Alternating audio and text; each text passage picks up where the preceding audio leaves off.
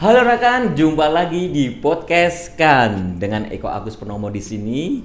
Dan kali ini kita akan membahas topik yang tidak kalah menariknya dengan episode-episode sebelumnya. Seperti kita ketahui bahwa perubahan iklim sangat nyata dirasakan dampaknya, yaitu salah satunya disebabkan karena peningkatan konsentrasi gas rumah kaca yang disebabkan salah satunya yaitu karbon dioksida. Nah, bagaimana peran Kan dalam kontribusi nyatanya atau aksi nyata Kan dalam pengendalian perubahan iklim tersebut? Salah satunya Kan telah meluncurkan skema lembaga validasi dan atau verifikasi di bulan Juli lalu. Nah, saat ini kita sudah kedatangan tamu yang sangat spesial. Yang pertama kita sambut Bapak Hari Wibowo selaku Direktur Inventarisasi Gas Rumah Kaca dan Monitoring Pelaporan Verifikasi Kementerian Lingkungan Hidup dan Kehutanan. Selamat pagi Pak. Pagi. Gimana Pak? Kabarnya sehat? Sehat. Alhamdulillah. Terima kasih waktunya Pak telah hadir di podcast Kan. Dan yang kedua, di beberapa episode sebelumnya rekan kalau melihat sudah pernah podcast dengan beliau. Beliau merupakan expert dan asesor kepala terkait dengan skema akreditasi LVV NEK Komite Akreditasi Nasional. Langsung kita sambut Bapak Rustiawan Anis. Selamat pagi Pak. Pagi Mas Eko. Gimana Pak kesan-pesannya? Sehat, baik. Alhamdulillah. Terima kasih Pak atas kehadirannya. Nah, narasumber ketiga kali ini yang tidak kalah famousnya, yang paling cantik di antara tiga narasumber, yaitu Ibu Direktur Akreditasi Lembaga Inspeksi dan Lembaga Sertifikasi Badan Standarisasi Nasional. Langsung saja kita sambut Ibu Fajarina Budiantari. Selamat pagi Bu. Selamat pagi, luar Mas biasa. Eko. Terima kasih Bu waktunya. Dan rekan-rekan semua langsung saja kita tanya nih ke Pak Hari nih Pak. Sebenarnya dengan kondisi perubahan iklim yang dampaknya sangat dirasakan saat ini ya, sebenarnya dari Kementerian KLHK sendiri apa yang sudah dilakukan Pak? Dan kebijakan seperti apa yang telah dilahirkan? Ya, tadi udah disampaikan oleh Pak Mas Eko ya, intinya bahwa kalau kita bicara perubahan iklim itu dampaknya sudah memang nyata. Dan mungkin kalau kita melihat dari beberapa regulasi berkembang baik internasional maupun nasional, contohnya misalkan kalau kita bicara regulasi internasional terkait dengan Paris Agreement, jadi ada semacam ya kontribusi semua pihak. Kalau konteksnya bicara ya tadi karena dampak perubahan itu sudah nyata, bagaimana peran dari semua pihak untuk menurunkan tingkat emisinya yang pertama. Dan berikutnya tentunya selain pemerintah Indonesia juga serius untuk berkontribusi, bukti seriusnya sebenarnya kita bisa melihat dokumen yang biasa dikirim oleh ke internasional atau dokumen nationally determined contribution atau NDC. Itu juga kita melihat bahwa targetnya juga kita menunjukkan yang ambisius. Yang dulu itu pertama first NDC itu 29% kalau menggunakan dana sendiri, kemudian 38% kalau menggunakan dana internasional. Pada update NDC itu sudah berubah, walaupun berubahnya yang update ini hanya kalau ada support internasional. Jadi yang 29 tetap, tapi yang internasional itu menjadi 41%. Dan yang menjadi tantangan dan peluang kita pada saat kita bicara Enhanced NDC, karena di Enhanced NDC itu kita membuktikan bahwa Indonesia pun juga serius dan punya ambisi juga. Dari yang 29% tadi menjadi 31,89% kalau bandingan dalam negeri, dan berikutnya yang 41 menjadi 43,2%. Nah ini keseriusan, menunjukkan keseriusan pemerintah ini. Nah bagaimana tentunya ini menjadi tantangan dan peluang kita. Makanya kita mencoba untuk menerjemahkan ini kebijakan internasional itu dalam konteks nasional seperti apa. Itu yang pertama. Mungkin kalau kita bicara mungkin teman-teman nggak familiar dengan regulasi saat ini, misalkan yang ada sekarang adalah payungnya adalah Perpres 98 tahun 2021. Orang menyebutnya adalah selalu singkat menyebutnya adalah Permen Nilai Ekonomi Karbon. Itu sebenarnya filosofinya adalah ya kita berpindah era ya. Dulu eranya itu adalah protokol Kyoto Yang sebenarnya kalau protokol Kyoto itu voluntary saja. Silahkan pemerintah Indonesia menetapkan berapa, tapi dipenuhi atau tidak masalah karena sifatnya voluntary. Yang menjadi tantangan berikutnya lagi adalah era Paris Agreement itu sudah mandatori. Kalau kita sudah menetapkan 31,89, ya nanti akan dikejar. Itu yang sebenarnya, makanya kita mencoba untuk mengkoridorisasi ini. Perpres 98 itu filosofinya adalah ya di salah satu sisi kita punya kewajiban internasional yang dituangkan dalam NDC. Jangan sampai target yang sudah ditetapkan ada disampaikan ke internasional nanti terganggu dengan adanya, khususnya kalau kita bicara berdasarkan karbon. Yang dulu itu tidak kita koridorisasi, jadi mau dijual internasional ya bebas saja. Makanya prinsip filosofi dari Perpres 98 sebenarnya penuhi dulu NDC. Jadi meningkatkan peran semua pihak, baik itu pemerintah, pelaku usaha masyarakat untuk berkontribusi mengurangi emisi. Nah dari situ nanti penuhi dulu NDC-nya. Kalau NDC terpenuhi baru kita berpikir bagaimana perdagangan internasional itu dilakukan.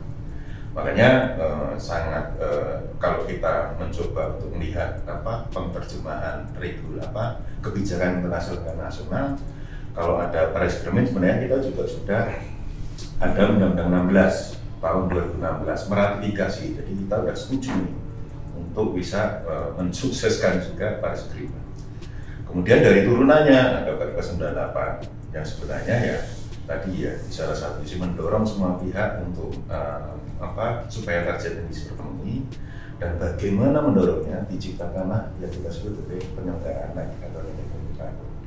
Di situ ada perdagangan karbon, ada lagi RPP, reserve based payment, dan ada pungutan karbon. Yang sekarang ini regulasi ini juga sedang berjalan nih. Bagaimana nanti semuanya akan dari payung Perpres tadi, semua nanti didetailkan ke beberapa regulasi sedekat menteri. Contohnya sekarang ada Permen 21 tahun 2022 terkait dengan penyelenggaraan nilai ekonomi karbon. Dari sini sudah keluar turunannya lagi dari kementerian lembaga. Contohnya Permen ESDM 16 tahun 2022 ini terkait dengan nilai ekonomi karbon tapi untuk subsektor pembangkit tenaga listrik. Di tempat KLHK sudah ada juga perdagangan karbon untuk sektor kehutanan. Itu di PLHK 7 tahun 2023. Dan yang menariknya sudah keluar juga roadmap perdagangan karbonnya yang seperti apa, peta jalan perdagangan karbon yang sekarang ini ESDM juga tahap finalisasi dan bahkan untuk sektor kehutanan itu sudah keluar roadmapnya. Jadi kalau kita melihat rangkaian kegiatan tadi jadi keseriusan kita pun juga untuk bisa menerjemahkan kebijakan internasional ke nasional pun sebenarnya sudah ada roadmapnya lah dari sisi kebijakan, nanti melengkapi dari sisi instrumennya dan seterusnya. Kira-kira. Baik, terima kasih Pak Hari. Nah, menarik sekali tadi disampaikan Pak Hari terkait dengan dokumen NDC ya. Mungkin sedikit dijelaskan di rekan-rekan yang menonton ini mungkin belum tahu nih Pak, NDC itu dilahirkan oleh siapa, kemudian ketika misalkan tadi tidak tercapai efeknya apa, sehingga pemerintah mengeluarkan peraturan 2021 kemudian untuk 2022, sebenarnya efeknya apa sih Pak? Jadi kita melihat dari tujuan Paris Agreement-nya, tujuannya kan sebenarnya mencoba untuk menurunkan suhu 2 derajat atau kalau bisa sampai 1,5 derajat. 1,5.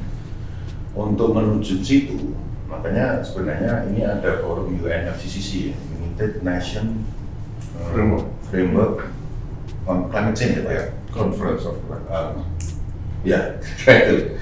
Jadi intinya bahwa ya akhirnya di situ ada negara pihak yang nantinya ya mau meratifikasi, contohnya adalah pemerintah Indonesia. Kalau sedang meratifikasi ya melakukan dari tujuan tadi supaya 2 derajat atau 1,5 derajat. Nah caranya gimana? Semua negara yang meratifikasi itu disilakan. Makanya yang menarik di Paris Agreement itu diserahkan masing-masing. Misalkan Indonesia, kamu mampunya berapa? Tapi kalau sudah menetapkan wajib dipenuhi. Berbeda dengan dulu protokol Kyoto, menetapkan tapi sifatnya masih voluntary, dipenuhi syukur enggak ya enggak masalah. Nah ini yang paling berat. Nah, mungkin terjemahannya adalah ya tadi, konteksnya nanti kalau bicara edisi, nanti akan dilarikan ke masing-masing sektor. Jadi kalau tadi 31,89, nanti aktivitasnya dibagi ke 5 sektor. Ada sektor energi, ada sektor kehutanan, sektor limbah, sektor IPPU maupun sektor pertanian. Jadi masing-masing nanti ada target untuk pengurangan emisinya. Baik. Kira-kira. Ya.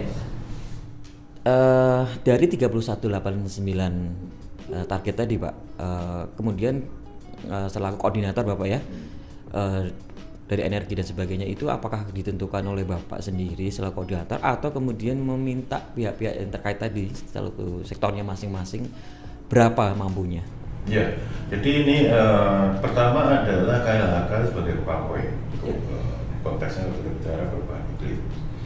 Kalau konteksnya kita bicara focal point, tentunya ada ya kementerian lembaga terkait. Kita bicaranya ada sektor, kalau energi ya koordinatornya adalah SDM. Kalau bicara hulu atau kehutanan KLHK. Demikian juga kalau kita bicara limbah. Nanti kalau bicara IPPU Kemenpari. Jadi masing-masing punya tanggung jawab.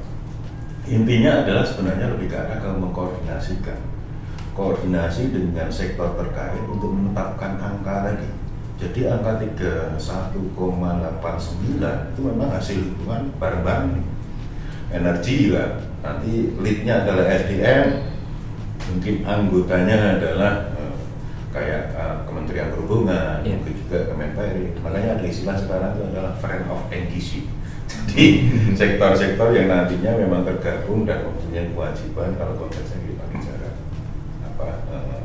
kontribusi tadi. Tapi dari 3189 itu kemudian dibagi, sudah dibagi masing-masing kan Pak ya? Iya. Oke. Tadi Bapak menyebutkan terkait dengan Permen LHK nomor 21 tahun 2022 ya Pak ya, terkait dengan peraturan presiden, bagaimana disebutkan di sana juga terkait akreditasi dan komite akreditasi nasional ya Pak ya. Sebenarnya apa isi atau fungsi KAN di sana Pak? Ya, jadi yang menarik dari Paris Agreement itu pertama kalau kita bicara nanti negara pihak nanti harus menyampaikan dokumen emisi itu yang pertama. Kemudian di para 13 ini kita ada tantangan juga. Tantangannya adalah nanti ada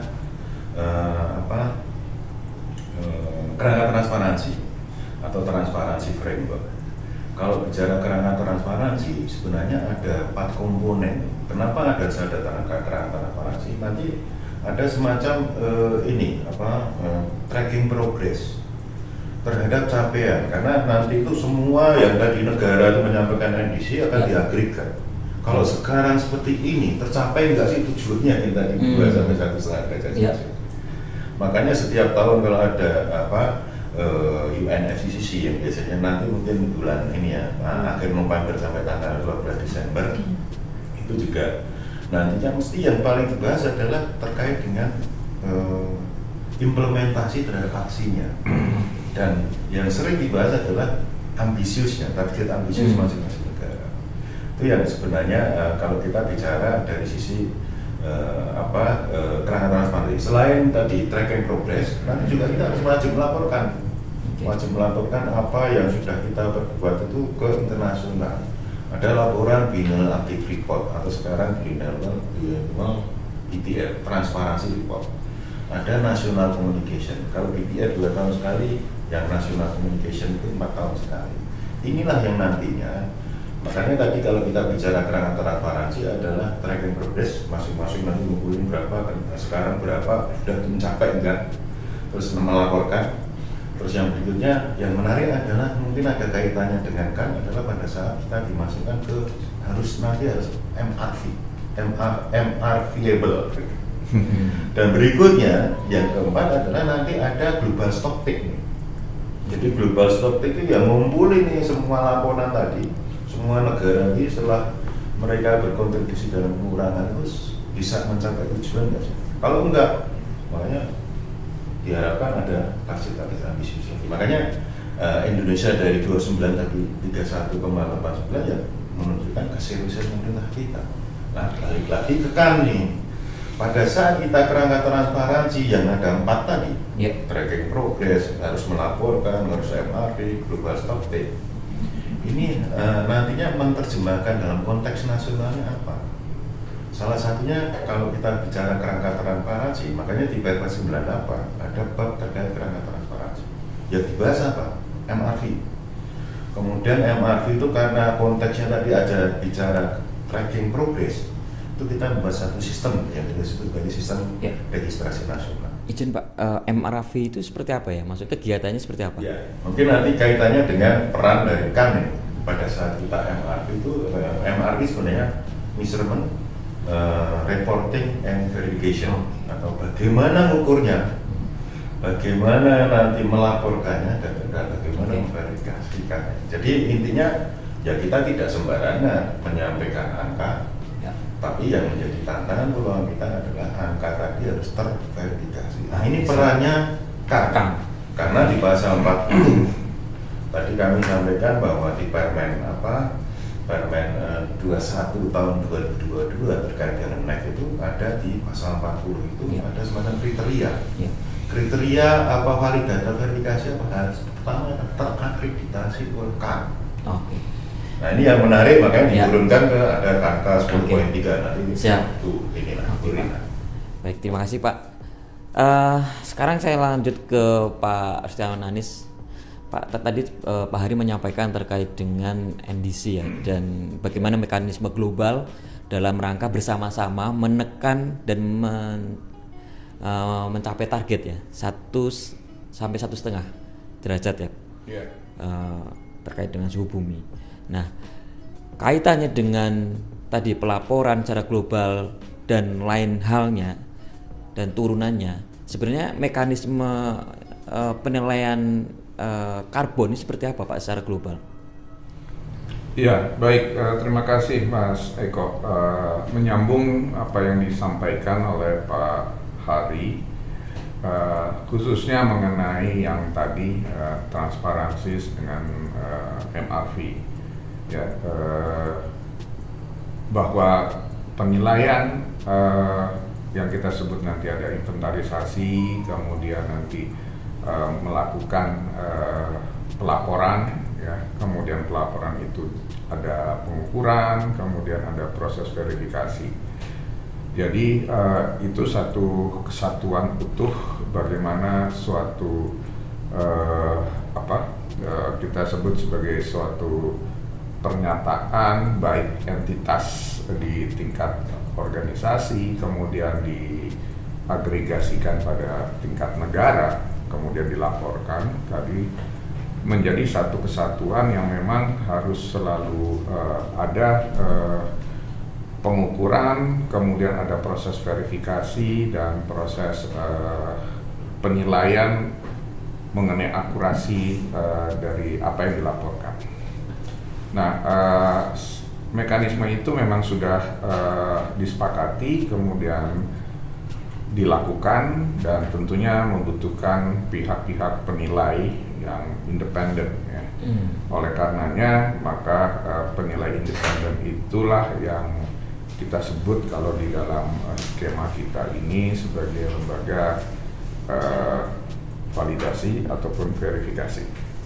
Jadi secara umum seperti itu. Jadi apa yang tadi disampaikan termasuk nanti di tingkat negara atau state, ya, kalau kita bicara, atau parties di UNFCCC, sebenarnya itu berawal dari apa yang dilakukan pada tingkat entitas atau tingkat tapak. Walaupun pelaporannya berjenjang, ya, dan kita juga mengenal ada tingkat-tingkatan pelaporan, dan disitulah sebenarnya peran penilai, dalam hal ini lembaga validasi dan verifikasi untuk gas rumah kaca ini. Baik, terima kasih Pak Anis. Ada yang mau lewat jeda berikut ini Pak? Kita saksikan pariwara berikut ini.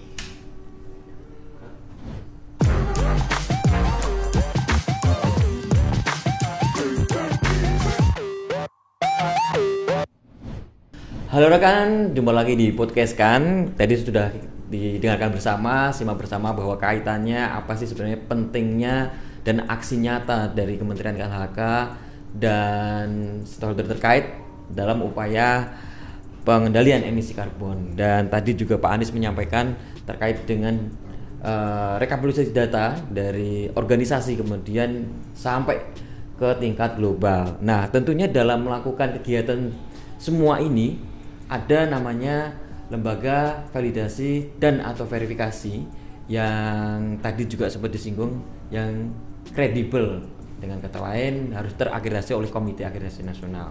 Nah, untuk itu mungkin kita langsung tanya saja ke Bu Rina. Sebenarnya lembaga verifikasi dan atau validasi atau singkat dengan LVV ini siapa, Bu? Ya, dan kenapa harus terakreditasi oleh KAN dan bagaimana KAN mengakreditasi dan syarat-syaratnya seperti apa? Langsung deh, pertanyaannya banyak langsung. Ya. Baik, terima kasih Mas Eko.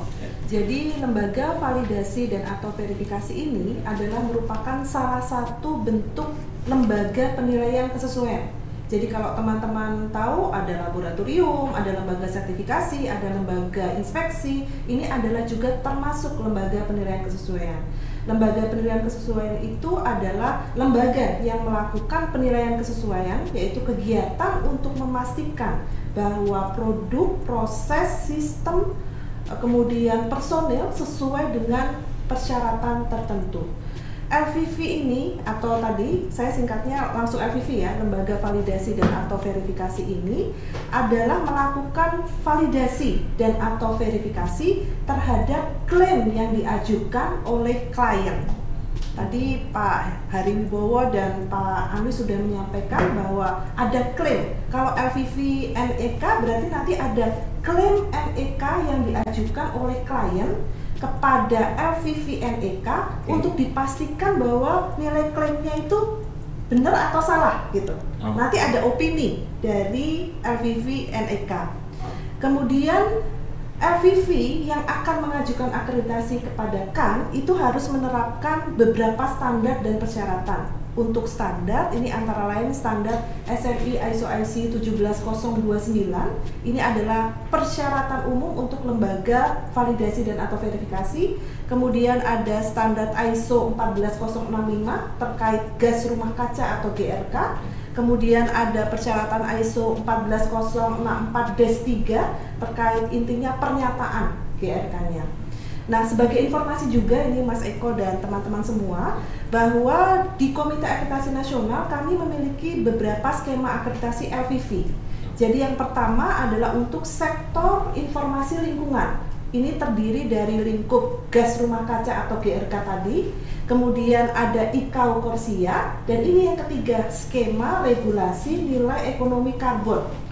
Sebutannya seperti itu. Kenapa skema regulasi? Karena memang dimandatkan atau diwajibkan oleh KLHK dan Perpres nantinya kalau kita nanti akan menggali.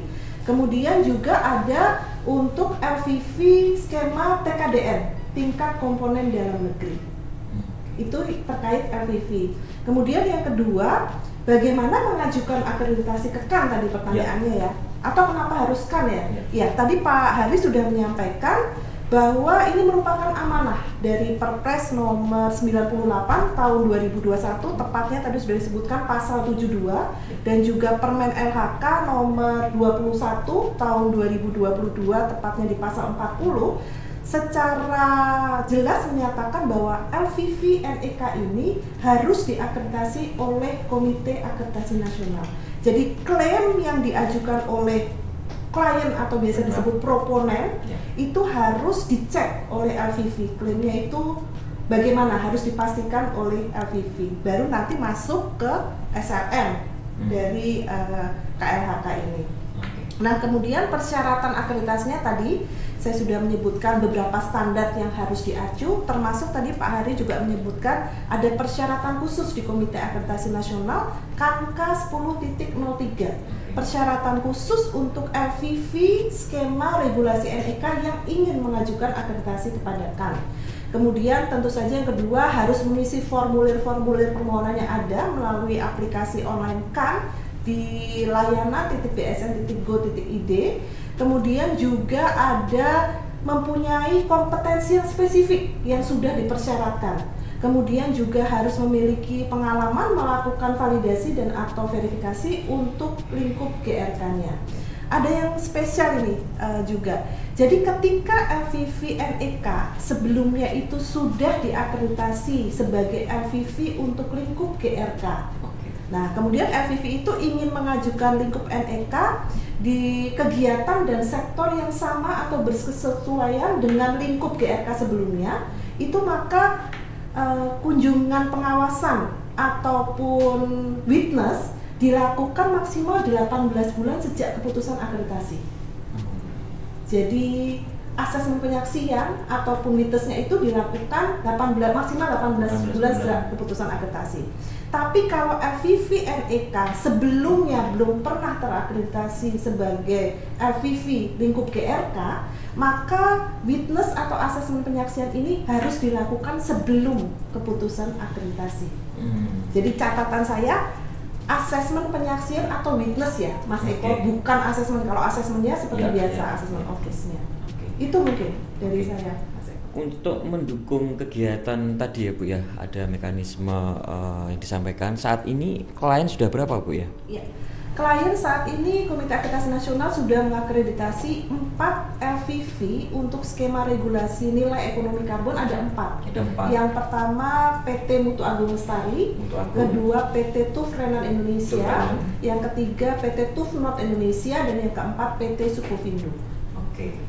Nah, kebetulan kan di sini ada Pak Anies nih selaku asesor kepala ini Pak ya, juga termasuk guru-guru ya kan dari asesor-asesor yang ada saat ini gitu ya, senior asesor. Sebenarnya susah nggak sih Pak untuk mendapatkan akreditasikan ini? Bapak kan sering mengecek, mengaudit ke LVV ini. Iya, terima kasih Mas Eko. Susah atau tidak susah itu relatif ya. Tapi yang pertama memang validasi dan verifikasi ini kan sesuatu hal yang baru. Di ranah penilaian kesesuaian, karena berbeda metode dan caranya dengan yang kita sebut dan sudah kita kenal lama adalah auditing. Ya. Selama ini kita bicara auditing sistem manajemen, auditing penilaian terhadap produk dan sebagainya.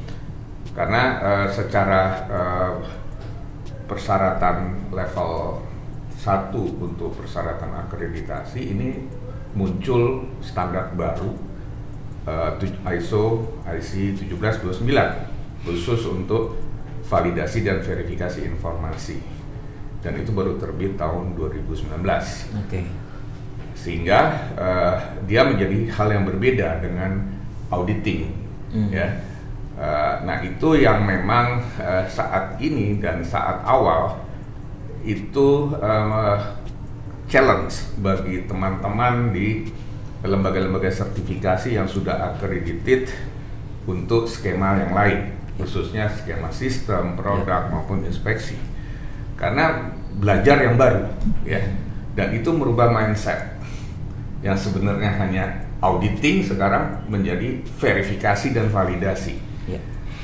Itu challenge yang pertama. Yang kedua berkaitan dengan kompetensi yang dipersyaratkan. Memang cukup banyak kompetensi yang dipersyaratkan, jadi umumnya makanya perkembangannya agak relatif lambat, karena memang harus belajar lagi, ya harus belajar lagi. Dan kita kan sudah mendapatkan pengakuan, sehingga kita juga harus menjaga lembaga-lembaga yang sudah kita akreditasi itu tetap dalam koridor mutual recognition ya, di tingkat Asia Pasifik maupun bahkan MLA dari IAF. Sehingga itu yang sebenarnya challenge awal. Yes. Kalau sudah paham, dan yang ketiga adalah berpraktik. Ya, mencari ladang praktik yang belum banyak. Ya. Nah, dengan harapan adanya skema baru NEK, karena selama ini kan voluntary scheme atau program netral kita sebut, banyak juga organisasi yang belum aware apa itu. Tapi dalam 2-3 tahun terakhir ini ditambah dengan adanya regulasi, maka sekarang banyak demanding. Ya, sehingga sekarang kecepatan mencetak LVV baru dengan persyaratan yang cukup banyak. Itu tidak agak lambat karena memang persyaratan untuk akreditasi LVV ini tidak mudah memang. Karena juga persoalan tadi ini barang baru bagi LVV yang berasal dari di bidang sistem manajemen produk yang standar level satunya berbeda. Jadi 3 hal itu mungkin Mas Eko. Ya, siap. Menyambung dengan Pak Anies nih Pak Hari ya, bahwa kondisinya saat ini kan memang hal baru. Kemudian kalau ditarik mundur bagian hilir atau proponen tadi, sebenarnya bagaimana percepatan atau program akselerasi dari hilirisasi? Tadi ada kompetensi, ada keterbatasan tempat untuk praktek. Apa yang dilakukan KLHK untuk mencapai itu, Pak? Program-program apa? Ya, gini Mas Eko, jadi memang semua mempunyai tantangan dan peluang. Kalau dari KLHK ini kan yang semula itu sebelum ada Perpres, ada beberapa hal baru yang nantinya itu kalau konteksnya proponen itu ingin menyampaikan laporannya, ada beberapa dokumen yang harus disiapkan. Jadi dokumen-dokumen inilah yang tentunya perlu ada satu peningkatan kapasitas. Makanya di KLHK itu selain kita sosialisasi keliling, KLHK sekarang ada rumah karbon atau sebutannya adalah rumah kolaborasi dan konsultasi iklim dan karbon. Jadi diharapkan nanti memang ini untuk proses percepatan tadi memang harus ada semacam kolaborasi. Kolaborasi multi pihak khususnya. Pertama adalah bagaimana percepatan pemahaman terhadap penyusunan dokumen. Karena nanti kalau tadi bicaranya LVV seperti yang disampaikan Bu Rina, nanti barangnya divalidasi verifikasi apa sih? Dokumen rancangan hasil mitigasi draft. Apa sih yang diverifikasi? Laporan capaian aksi mitigasi atau LCAM. Ini juga perlu satu proses percepatan supaya nantinya si proponen yang ingin melaporkan reduksi emisinya pun harus bisa menyiapkan dokumen ini. Jadi intinya bahwa makanya kita juga salah satu tujuan dari rumah kolaborasi dan konsultasi tadi sebenarnya ya untuk proses percepatan ini. Jadi semua yang mungkin punya aktivitas kegiatan, mari kita bersama-sama untuk didaftarkan. Kemudian kalau mendaftarkan apalagi komponen-komponen yang diperkuat, nah itu juga nantinya mudah-mudahan dengan adanya rumah kolaborasi dan konsultasi tadi, proses percepatan untuk menuju balik lagi. Ini kan sebenarnya skema nilai ekonomi karbon ini kan sebenarnya untuk mendorong supaya percapaian target emisi tadi bisa berjalan dengan baik. Nah di salah satu sisi untuk percepatan pun kita juga butuh proses ini, proses memahami dokumen-dokumen tadi.